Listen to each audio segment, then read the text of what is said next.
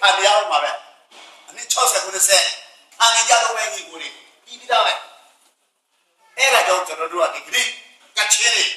တိတ်ဝဲဝင်နေတဲ့ဥစ္စာတို့ရ revolution လုပ်နေတဲ့ဥစ္စာဟာနိုင်ငံကြီး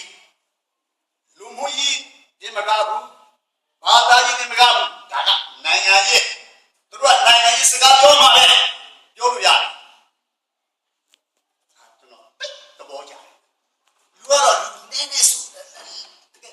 very small population ဒီမကားနည်းတယ်ဒါပဲသူတို့ expression အရှမ်းညမှာဒီမရမလေးစားကောင်းတယ်ကျွန်တော်ဒီကူ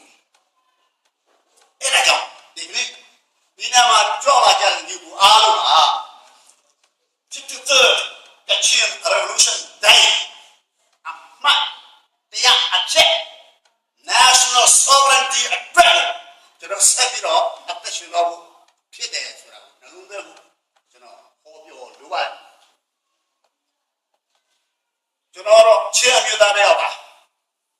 1988ကတည်းကကျွန်တော်ပြီးရောက်သူ့တော်လည်းပဲဘုရားသခင်ထောင်းမှာ Philippines Christian University မှာ